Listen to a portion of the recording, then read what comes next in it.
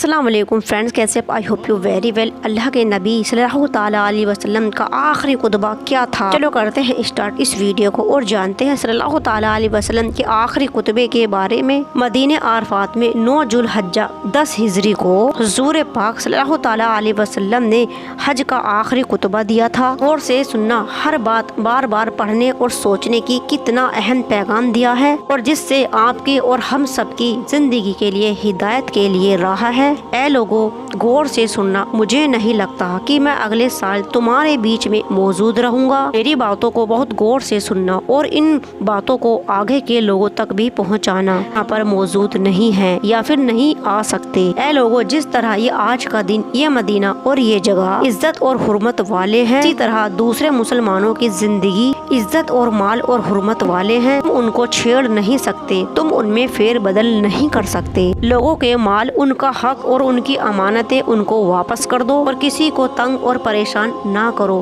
किसी का नुकसान ना करो कि तुम भी उस चीज से महफूज रह सको।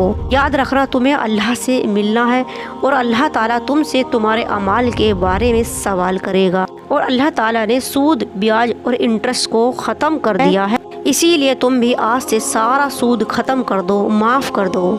तुम औरतों पर हक रखते हो और वो भी तुम पर हक रखती है, और जब वो अपने हुकूक पूरे कर रही है तो तुम भी अपनी सारी जिम्मेदारियों को पूरा करो और औरतों के बारे में नरमी का रवैया इख्तियार करो, क्योंकि वो तुम्हारी शरीक हयात और पार्टनर हैं और वो तुम्हारी बेलौस खिदमत गुजार भी हैं। और कभी जिना, बेहयाई और बदकारी के करीब तक मत जाना। ऐ लोगों, मेरी बातों को गौर से सुनो और सिर्फ अल्लाह की इबादत करो। 5 वक्त की नमाज को उसके वक्त पर अदा करो। रमजान शरीफ के रोजे रखो, जकात दो, जकात अदा करते रहो। अगर तुम्हारी हैसियत हो तो हज भी करो। और हर मुसलमान दूसरे मुसलमान का भाई है और तुम सब अल्लाह की नज़र में बराबर हो। बदतरी सिर्फ तकवे, गुनाहों से परहेजगारी है। और याद रखो, तुम सबको अल्लाह के सामने अपने अमाल का जवाब देना हो। और खबरदार रहो, मेरे बाद गुमराह ना हो जाना।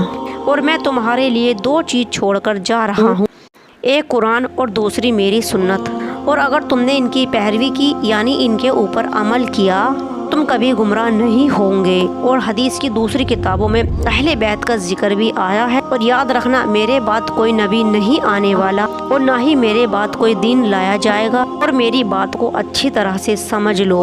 सुनो, जो तुम लोग यहाँ मौजूद हो, मेरी बात को आगे तक पहुँचाना और वो इस बात को अगले लोगों तक पहुँचाएंगे। और ये मुमकिन भी है कि बाद वाले मेरी बात को ज़्यादा बेहतर समझेंगे और उनके ऊपर अमल भी करेंगे। और फिर सल्लल्लाहु ताला अलैहि वसल्लम ने आसमान की तरफ अपना मुबारक चेहरा उठाया। ए अल्लाह, गवाह रहना, मैंने तेरा पैगाम तेरे बंदों तक पहुँचा दिया है। अल्लाह ताला से बस यही दुआ है, ए अल्लाह, नबी करीम रसूल सल्लल्लाहु ताला अलैहि वसल्लम के सदके वसीले में हम सबकी मग़फ़िरत ईमान पर फरमा देना। नबी पाक सल्लल्लाहु ताला अलैहि वसल्लम की सुन्नतों पर साबित कदम रखने की तौफीक हम सबको अता फरमाना। अल्लाह के नबी सल्लल्लाहु ताला अलैहि वसल्लम अल्लाह के सच्चे नबी हैं। हम अल्लाह पर और अल्लाह के नबी पर ईमान रखते हैं और क़यामत के दिन पर भी ईमान रखते हैं।